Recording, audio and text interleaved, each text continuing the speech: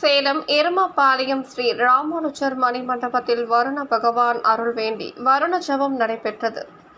ஸ்ரீ சைலபுரி எனும் சேலம் மாநகரில் வருண பகவான் அருள் வேண்டி வருண ஜபம் திருக்கோவிலூர் ஸ்ரீமத் எம் பெருமானார் ஜிய ஸ்ரீ உவே தேகலீச ராமானுஜாச்சாரியார் சுவாமி தலைமையில் நடைபெற்றது.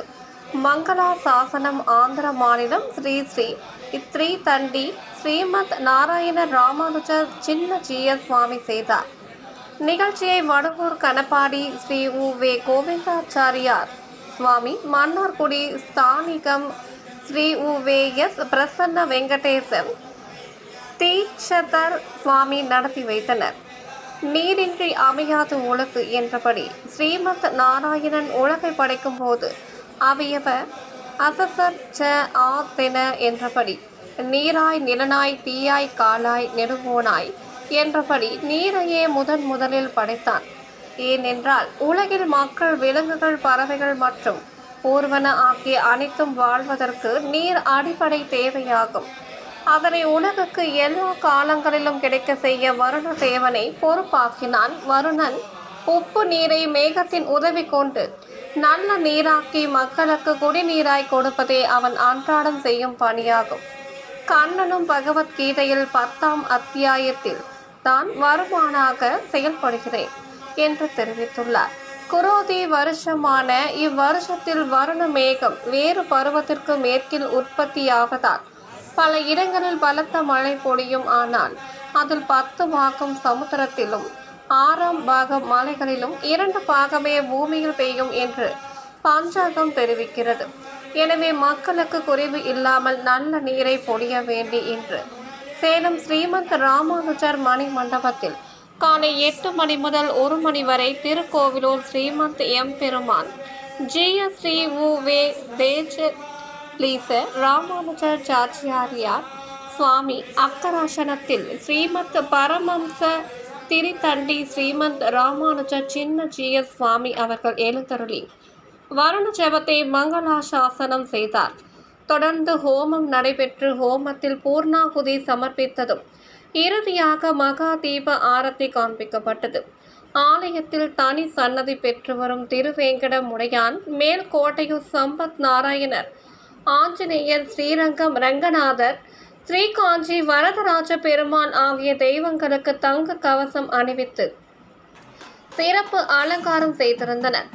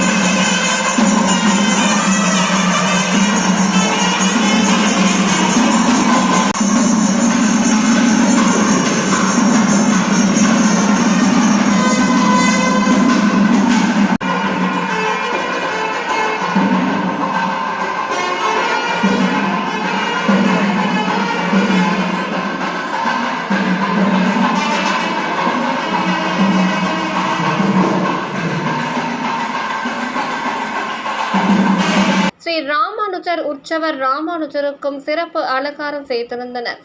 தொடர்ந்து தெய்வங்களுக்கு நெய்வேத்தியம் சமர்ப்பித்து ஏக தீப ஆரத்தி காண்பிக்கப்பட்டது.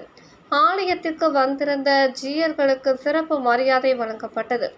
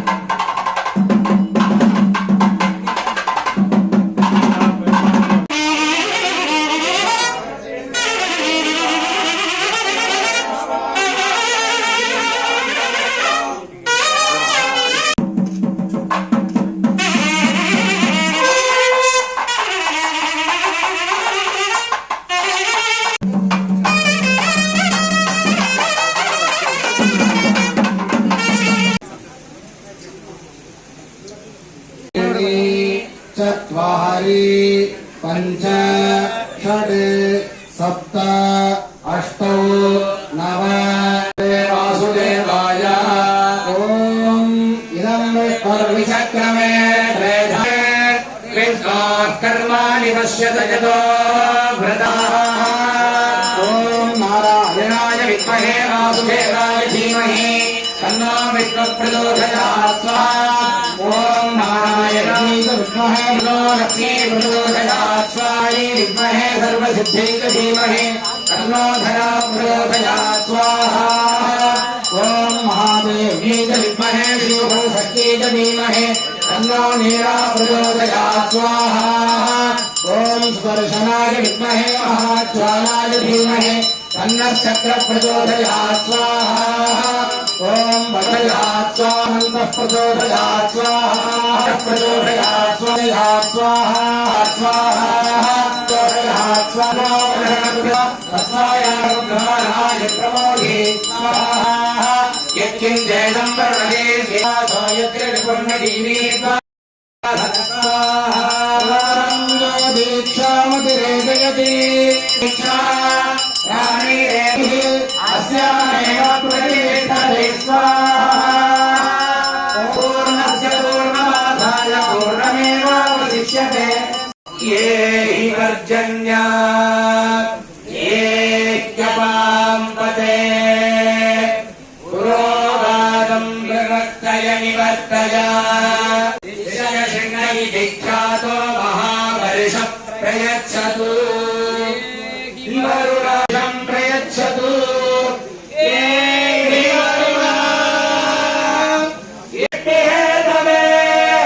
विपण्डकसुतः श्रीमान् शान्ता भद्रकल्पजा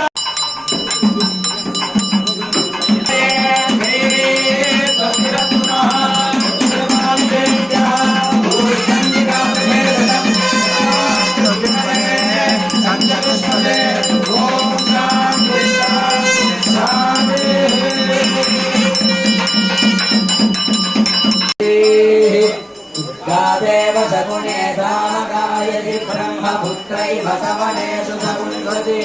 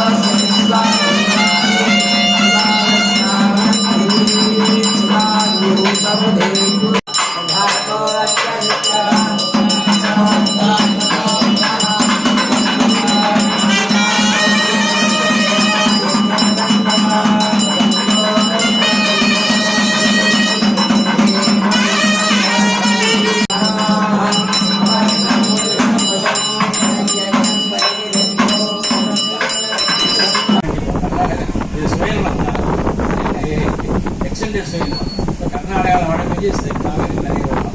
சுவாமிகளை வந்து எப்பவுமே சுவாமிகள் 7 நாள்னா நிச்சயமாக மழை பெய்யும். இப்படிப்பட்ட புனிதர்கள்லாம் வந்திருக்காங்க. அதாவது நம்மளுடைய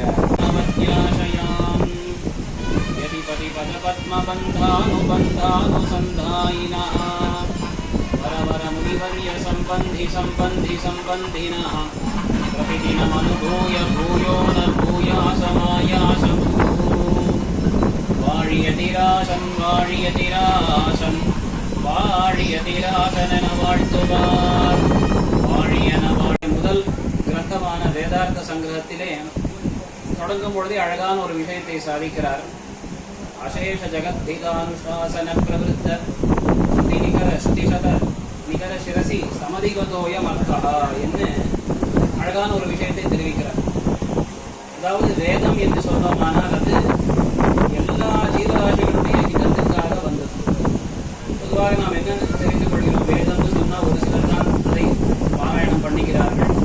அவர்களுக்கு மட்டும்தான் அது ஏதோ ஒரு நன்மையை தரக்கூடியதோ என்று நாம் தவறாக எண்ணக்கூடாது. வேதம் என்பது எல்லா ஜனங்கள், எல்லா ஜீவராசிகளுடைய இதத்திற்காக எம்பெருமானால் நமக்கு தரப்பட்டதான உயர்ந்த ஒரு தத்துவம்.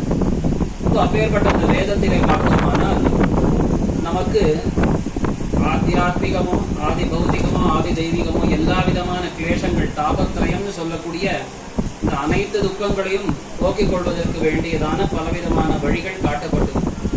தாபம்னு சொல்றோம், தாபம்னா துக்கம், நமக்கு ஏற்படக்கூடியதான பல இன்னல்கள். உண்மையா தாபம்ன்றது இப்போ எவ்வளவு வெயிலா இருக்கு பாருங்க. இந்த தாபம்னு சொன்னால் ஒரு கொதிப்பு தாங்க முடியாததான இந்த ஒரு வெப்பம். இப்போ இந்த ஆத்மாவுக்கு ஏற்படக்கூடிய கிளேசங்களை போக்கக்கூடிய வழிகளை காட்டக்கூடிய அதே வேதம் தான் இது போல நமக்கு ஆதி தெய்வீகம், இதெல்லாம் ஆதி தெய்வீகம்னு சொல்லணும். இந்த தெய்வீகம் அப்படின்னு சொல்லும் பொழுது மேலே இருக்கக்கூடிய இந்த தேவதைகள், அவர்கள் மூலமாக நமக்கு ஏற்படக்கூடியதான சில கஷ்டங்கள், அப்போ அதையும் போக்கி தரக்கூடிய பல வழிகளை அந்த வேதமானது நமக்கு காட்டுகிறது. அப்போ அதிலும் கூட இந்த ஒரு மாதத்திலே, இந்த ஒரு திருத்தலத்திலே இடத்திலே இது போன்ற ஒரு வருண ஜபம் நடக்கிறதுன்னு சொன்னால் அதற்கு அழகான ஒரு விசேஷம் உண்டு. இந்த சித்திரை மாதம் நேற்றைய தினம்தான் எல்லா திருத்தலங்களிலேயும் சுவாமி எம்பெருமானார் பகவத் ராமானுஜருடைய அவதார உற்சவம் தொடங்கி உள்ளது. 10 நாள் உற்சவமானது. இன்னொரு ஒரு வாரத்திலே சித்திரையில் திருவாதிரையான எம்பெருமானாருடைய திருநக்ஷத்திரம் வரப்போகிறது. அந்த சித்திரையில் திருவாதிரையினுடைய பெருமையை சொல்லும்போது எம்பெருமானார் தெரிவிக்கிறார், அம்பாள மாமனின் உபதேசத்தமால தெரிவிக்கிறார், இது போன்ற ஒரு நாள் உண்டா நமக்கு, இதற்கு ஒப்பற்ற ஒரு நாள் கிடையாது என்று தெரிவிக்கிறார்.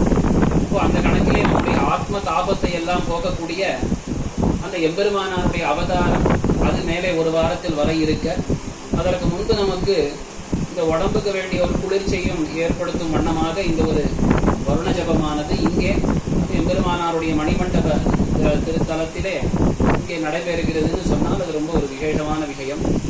வருண பகவான் என்று சொன்னால் அது ரொம்ப திவ்ய பிரபந்தங்களிலேயும் விசேஷமாக அவனை பற்றிய பிரஸ்தாபம் உண்டு. ஆண்டாள் நாச்சியார் அழகாக தெரிவிக்கிறார். 3வது பாசுரத்தில் திருப்பாவையில் சொல்லும் பொழுதே, ஓங்கி உலகளந்த உத்தமன் பெயர் பாடி நாங்கள் நம்பா வைக்க சாத்தி நீராடினான் தீங்கின்னி நாடெல்லாம் திங்கள் மும்மாறி பெய்து என்று காட்டுகிறார். முதல்ல ஒரு நாடு சுபிக்ஷமாக நல்லா இருக்கணும்னு சொன்னால் அதற்கு சரியான மழை வேணும். வருண பகவான் தான் அனுகிரகம் பண்ணணும். வருண பகவான்னு சொல்லும் பொழுது இதுவாக பெரியோர்கள்லாம் இந்த ஆகமங்களில் பண்ணும் பொழுது வருணன் என்று சொன்னால் வருணனுக்கு அந்தரியாமியான ஸ்ரீமன் நாராயணன் என்று சொல்லுவது. அப்போது சகல தேவதா ரூபியாய் அந்தரியாமியா இருக்கக்கூடிய எம்பெருமான் அந்தந்த தேவதைகள் மூலமாக அந்தந்த காரியங்களை பண்ணி கொண்டு வருகிறான்.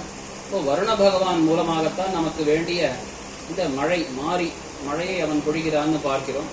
ஆண்டாள் அழகாக அது மும்மாரின்னு காட்டியிருக்காள். மழை பெய்யறதுன்னு சொன்னால் இப்போ வெளிநாடுகளில் சில இடத்துல பெய்யறது பாருங்க, ஒரே அடிச்சு தள்ளுறது அப்படின்னு இருந்தாலும் அதிவிருஷ்டின்றதும் ஒரு கஷ்டம். மழை இல்லாமல் அனாவிருஷ்டின்னு சொன்னால் அதுவும் ஒரு கஷ்டம். அப்படி இல்லாமல் 10 நாளுக்கு ஒரு முறை பொழியணும். 30 நாள்னு சொன்னால் 9 நாட்கள் நல்ல வெயில் அடிக்கணும், ஒரு நாள் நல்லா மழை பொழியணும், மறுபடியும் வெயில் அடிக்கணும், ஒரு நாள் மழை பொழியணும். என்ன மும்மாறி பெய்வது அப்படின்றது அழகாக காட்டியிருக்காரு. அடுத்த பாசுரத்திலே பார்த்தோமானால் ஆழிமழை கண்ணா என்ன இந்த வருணனை ஆக்ஞை இடுகிறாள்னு பார்க்கணும். நீ எப்படி மழை பொழிய வேணும் தெரியுமா? இது போலே நீ வர வேணும். இந்த ஒரு சிம்மம் கர்ஜித்து வருவது போலே, பகவானுடைய அந்த சங்க துவனியை போலே நீ கர்ஜித்து வர வேணும், நல்ல ஒளியுடன் வர வேணும், இப்படி நீ மழை பொழிய வேணும் என்று ஆண்டாள் ஆக்ஞை இடுகிறாள் என்று நாம் பார்க்கிறோம். அந்த கிரமத்திலே தேவதைகளுக்கெல்லாம், தேவதைகள்னு சொன்னால் மந்திரங்களுக்கு கட்டுப்பட்டவைகள்னு பார்க்கணும். இங்கே நாம் இந்த மந்திரங்களை சொல்லி இந்த ஜபம் பண்ணால் உடனே மழை பொழியுமா அப்படின்னா ஆமாம், தேவதைகள் எல்லாமே மந்திராதீனந்து தெய்வதம் அப்படின்னு எல்லா தேவதைகளும் அந்தந்த மந்திரங்களுக்கு கட்டுப்பட்டவை. மந்திரங்களும் அதை முறைப்படி அத்தியனம் செய்த அந்தந்த சுவாமிகளுக்கு கட்டுப்பட்டவைகள் மந்திரங்கள் அப்படின்ற கணக்கிலே இந்த வேதம் காட்டின வழி. ஸ்ரீ வைஷ்ணவ சம்பிரதாயத்தில் நாம் பார்த்தோமானால் சுவார்த்தமாக பொதுவாக எதுவும் பண்ணக்கூடாது. தனித்து எனக்கு இந்த ஒரு தனி விஷயம் வேணும் அப்படின்னா அது கூடாது.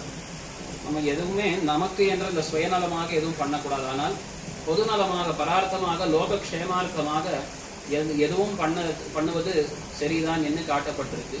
அதுபோல இது ஒரு பொது நலமாக ஜனங்கள் எல்லோருக்குமே அந்த கஷ்டம் தாபங்கள் நீங்கி அவர்கள் சுபிக்ஷமாக இருக்க வேண்டும் என்கிற அந்த உயர்ந்த நோக்கத்துடன் ஜகத்துக்கே நல்லதை ஒரு நல்ல நன்மையை காட்ட வந்த சுவாமி எம்பெருமானாருடைய ஒரு சாநித்தியத்திலே இந்த ஒரு மாதத்திலே சித்திரை மாதத்திலே இது போன்ற ஒரு வருண ஜபம் நடப்பது என்பது ரொம்ப ஒரு பொருத்தமான உச்சிதமான ஒரு விஷயம். அதனால இதில் பங்கு கொள்ளக்கூடியவர்கள் பொதுவாக ஒரு யாகம்னு சொன்னால் அதை நாம் அழைக்கிறார்களோ அழைக்கவில்லையோ பக்கத்துல இருந்து நாம் தெரிந்து கொண்டோம்னா உடனே போனோம். அனாஹூதாக அத்வரம் தர்ஷேதுன்னு நமக்கு அழைப்பு கொடுத்தார்களா இல்லையான்றதெல்லாம் கிடையாது. ஒரு நல்ல விஷயம் நடக்கிறதுனா உடனடியாக போகணும். இப்போ கோயில் உற்சவங்கள்லாம் அது போலத்தான். பிரம்மோற்சவம் போன்ற பல உற்சவங்கள் நடக்கிறதுனா அதெல்லாம் ஒரு யாகம். அதனால நமக்கு அதை அழைப்பு விட்டார்களா இல்லையா சொன்னார்களா அதெல்லாம் அங்கே நடக்கிறதுன்னு தெரிஞ்சால் போய் அதில் நாம் பங்கு கொள்ள வேணும். போய் ஒரு க்ஷணமாவது சேவித்து வர வேணும்னு இருக்கு. அதை சேவித்தால் இன்னும் விசேஷம். இல்லாமல் போனால் கூட இதனுடைய பலனானது சுற்றி இருக்கக்கூடிய எல்லாருக்கும் வரப்போகுது. மேலே வருண பகவான் அந்த எம்பெருமான் பிரசன்னனாகி மழை பொழிய போகிறான். அதனால் எல்லாருக்கும் சுபிக்ஷம் ஏற்பட வேணும்.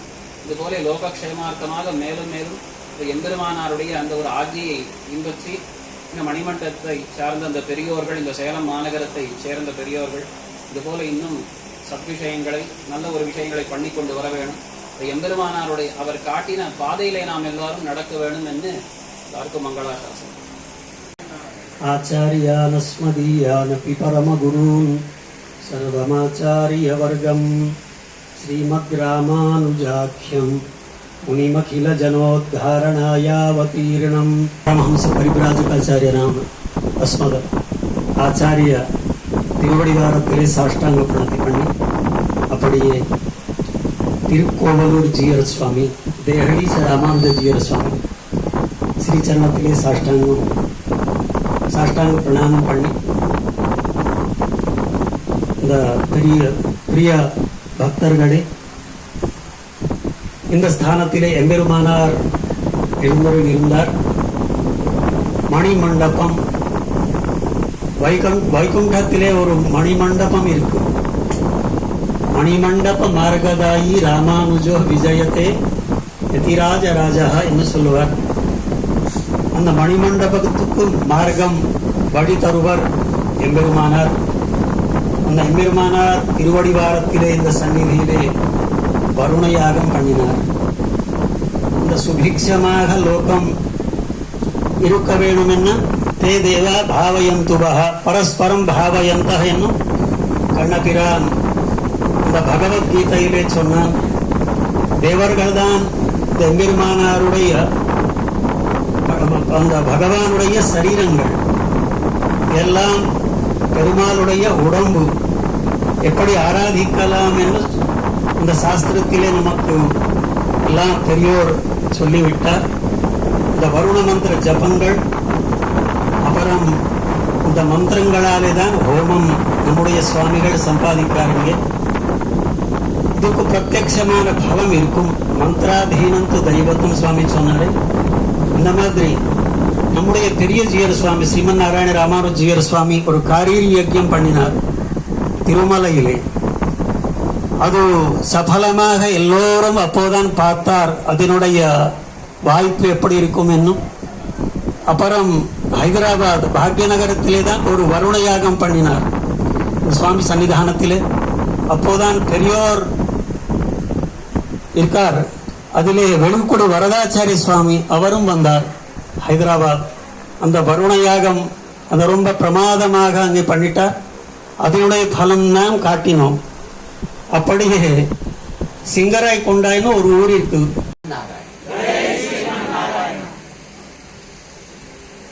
அன்புடைய பகவத் பந்துக்களே, எம்பெருமானார் 1000 ஆண்டு விழா கொண்டாடிக்கொண்டு இங்கே பிரதிஷ்டை பண்ணப்பட்டு இந்த பிராந்தத்தை அவருடைய திரு கட்டாட்சத்தாலே அனுகிரகிக்கிறார். நீங்கள் எல்லோரும் அந்த பாக்கியத்தை பெற்ற மகான்கள். எம்பெருமானாரோடே ஸ்ரீரங்க மங்களமணிம் கருணா நிவாசம் என்கிற ஒரு கிரமத்திலே 4 மூலையிலும் திருவரங்க பெருமாள், திருவேங்கடாச்சலபதி, மேல்கோட்டை திருநாராயண பெருமாள், கஞ்சி வரதராஜர் என்கிற 4 முக்கியமான ஸ்தலங்களும் இங்கே எழுந்தருளி இருந்து இதுக்கு ஒரு க்ஷேத்திரத்துவத்தை கொடுத்திருக்காள் இந்த சந்நிதிகளிலே பெருமாள். இந்த சந்நிதியிலே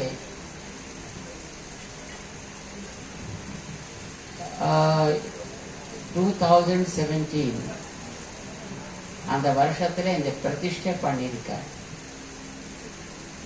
ஹைதராபாத் என்கிற ஒரு நகரத்திலே எம்பெருமானாருடைய ஒரு ஸ்ரீமூர்த்தியை பிரதிஷ்டை பண்ணணும் என நாங்கள் அது சில காரியங்களை பண்ணிட்டு வரோம். அங்கே பிரதிஷ்டை நடந்தது. பட் அங்கே 2022 நடந்தது.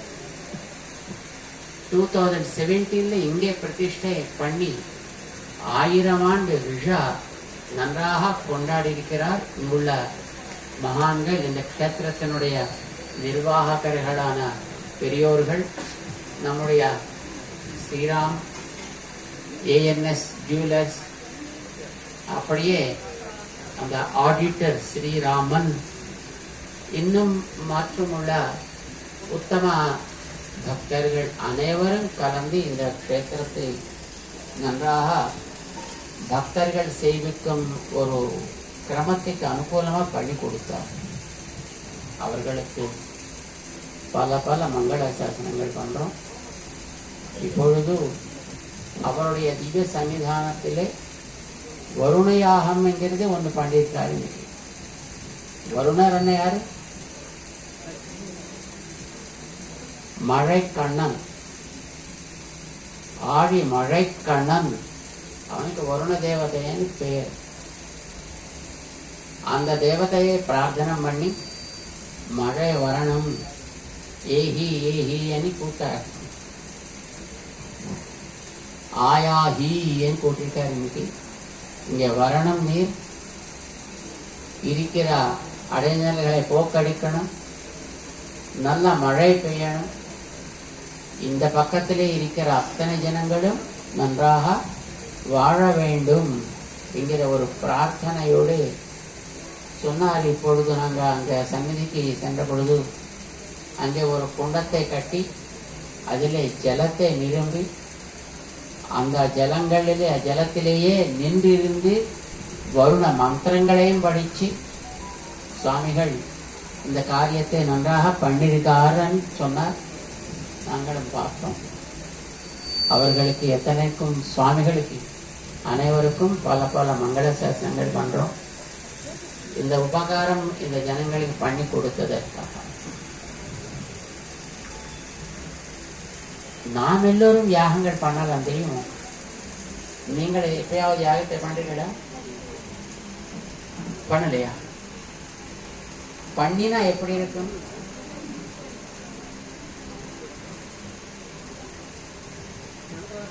நல்லா இருக்குமா? இருக்காதா? தாம்பரை யாகங்களை பண்ணலாமா இல்லையா? வேண்டாமா?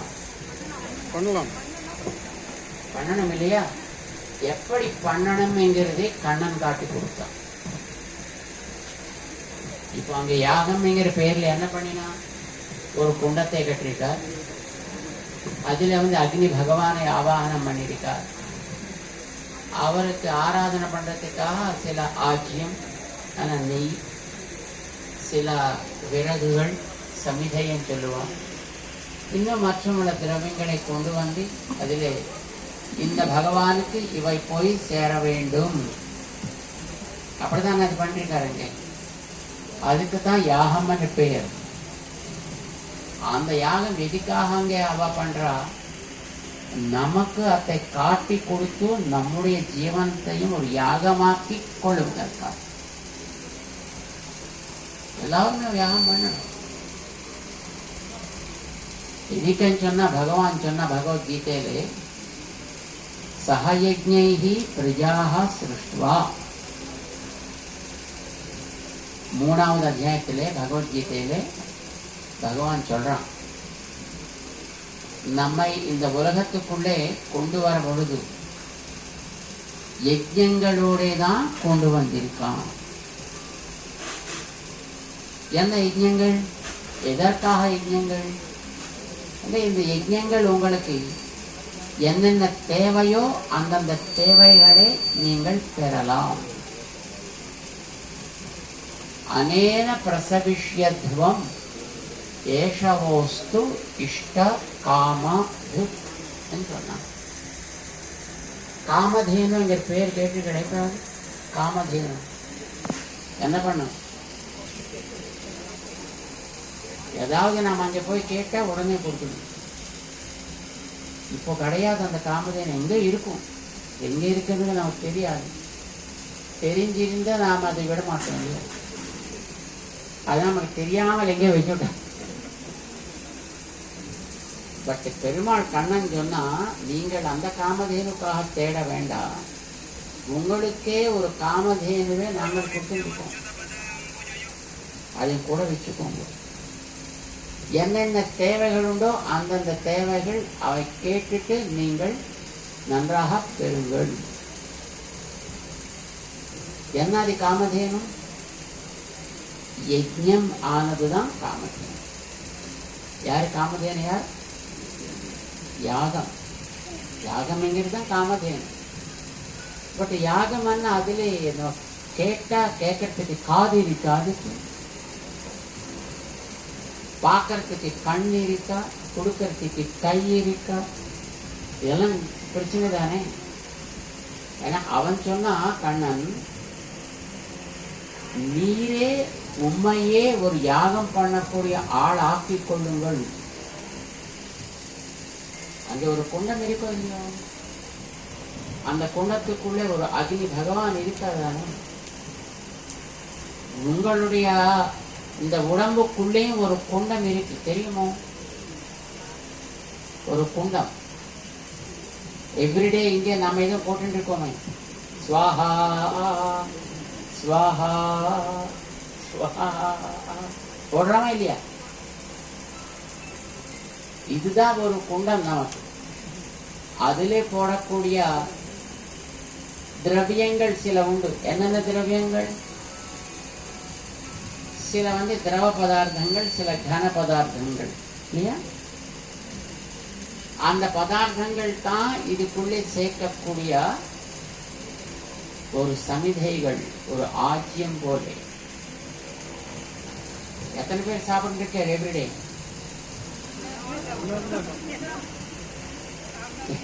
எல்லாருமே சாப்பிடுறாங்க இல்லையா? எதுக்காக நீங்கள் சாப்பிட்டு?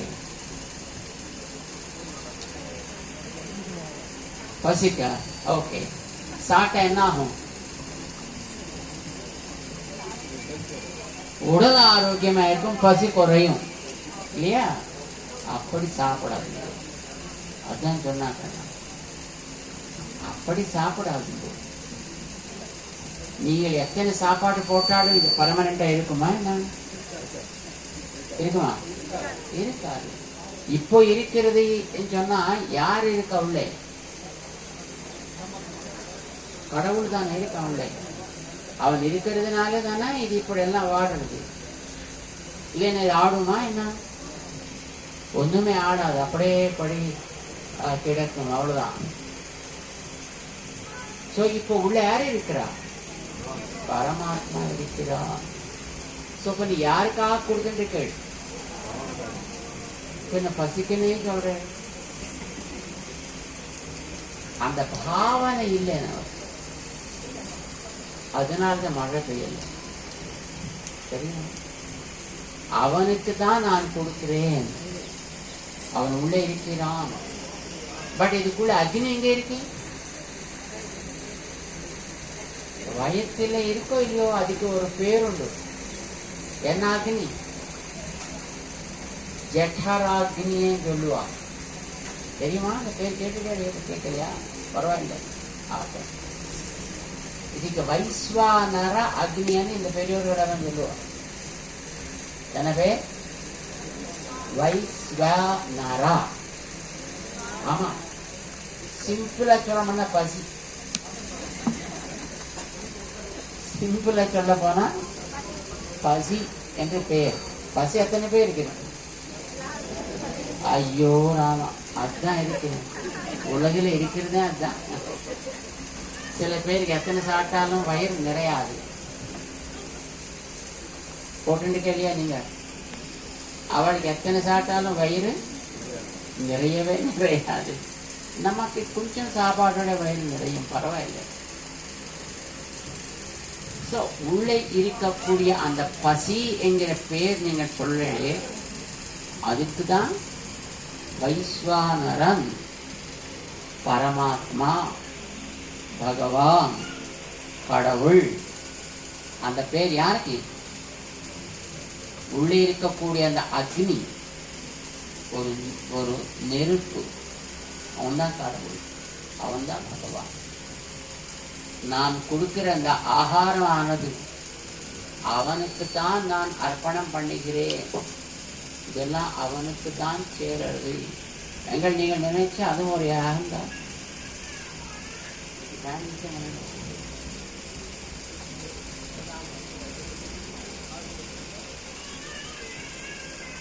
தெரியாதோ?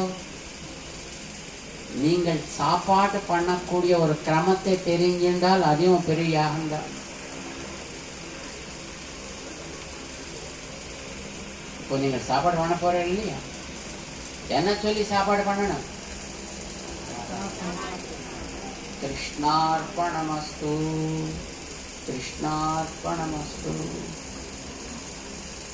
அப்போ நீங்கள் பண்ற காரியம் என்னது? பசிக்காக நீங்கள் சாப்பாட்டு பண்ணுகிறது கிடையாது. அப்போ உங்களோட காரியம் என்னாகும்? யாகம். நாம் எல்லோரும் பண்ணக்கூடிய யாகமானது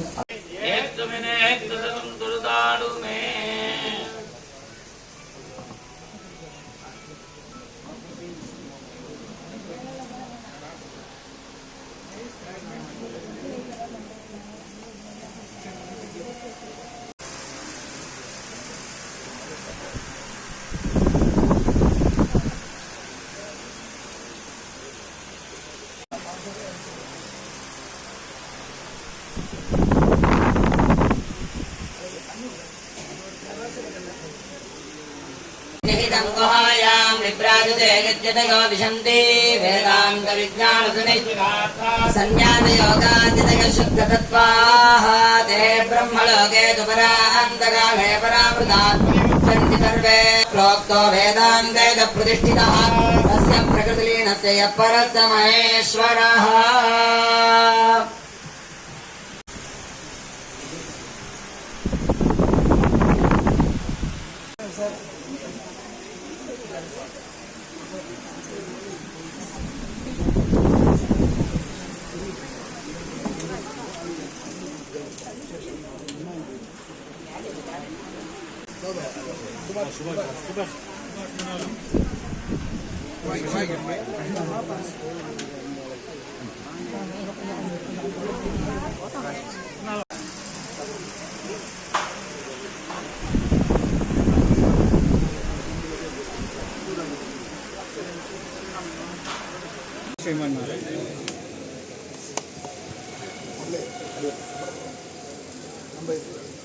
கலந்து கொண்ட பக்தர்கள் அனைவருக்கும் அன்னதான கூடத்தில் அன்னதானம் வழங்கப்பட்டது.